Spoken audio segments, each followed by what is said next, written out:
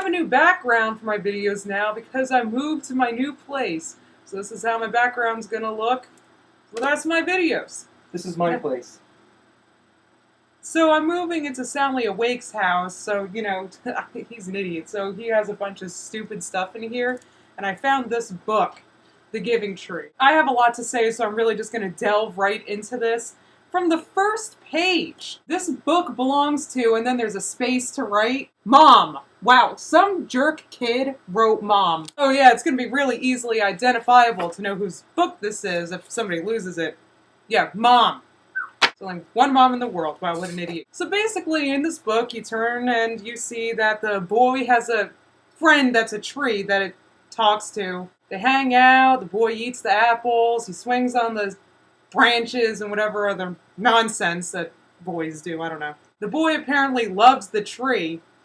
Creepy and weird. You know, and it took 16 pages to describe all of that. So the boy leaves and grows older and then comes back to the tree because now all of a sudden, you know, it's not good enough that the tree was a friend and a branch to swing on and all that nonsense. See, now the boy wants money. The money tree is fictional. No tree can grow money. And you don't think that, you know, maybe the talking tree that you know of might be worth something? So the talking tree, which is probably worth millions, billions, says, take my apples and sell them to the city. So instead of calling Guinness and getting himself a fortune, he jerkily gets some apples so he can make 50 cents selling them on the streets of New York. I have a PSA for any and every kid out there. If you want money, you're not going to make money gathering apples and selling them on the street. You want to know how you got to make money? You got to get a job. There's no talking magic tree out there that's going to make everything work out for you, kid. You know, if you learned any life lessons from the Giving Tree, take those lessons and throw them in the garbage. The boy stayed away for a long time, and the tree was sad because the talking tree apparently has emotions. So now the boy wants a house to keep him warm because apparently, yeah, you know, he's like middle-aged and he hasn't been living in a house. Where's he been living? With his mom? He's like balding. And he needs a wife and a child. Oh, I wonder why he's been having trouble finding a girlfriend. Yeah, maybe it's because you don't have a home and you're selling apples on the street. Forget about a house. Why don't you focus on getting yourself some shoes? He's like barefoot. And then the tree says that the boy can cut off the branches to build a house. Yeah, that's plenty of timber to build a house with. Are you kidding me? What's he gonna make, a teepee? Then the boy comes back because, you know, he needed something else, and I'm sure the tree is gonna give it to the boy. Because all this tree does is provide, and sit around and wait for him to come back. They need to rename this the codependent tree. Now when the boy came back, the tree was so happy it could barely speak.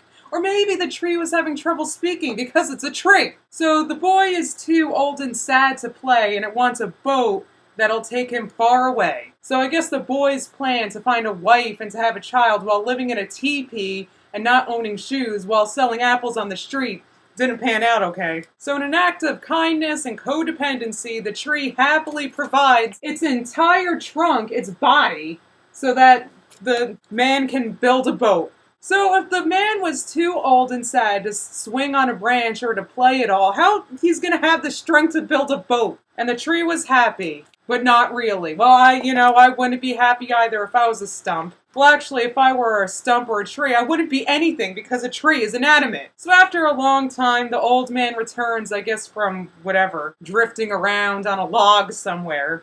And all he wants is a stump to sit on because he's old. So instead of walking around from wherever the hell to sit on a stump, why don't you want to sit down? Sit on a chair. Yeah, and see, now the tree's happy because the old man's sitting on it. Let me tell you, if somebody was sitting on me, I'd be pissed. I don't want anybody sitting on my damn face. So the codependent tree, the Giving Tree was written by this guy, which is just terrifying, I'm sorry. Why do they have this horrifying image on the back of a child's book?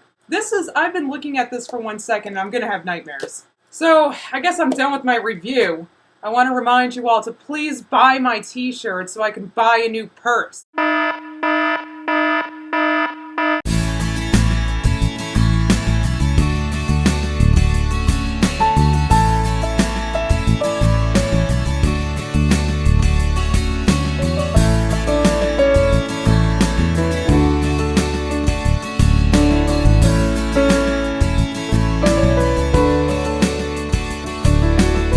you don't buy my new shirts, I'm going to sacrifice this dog.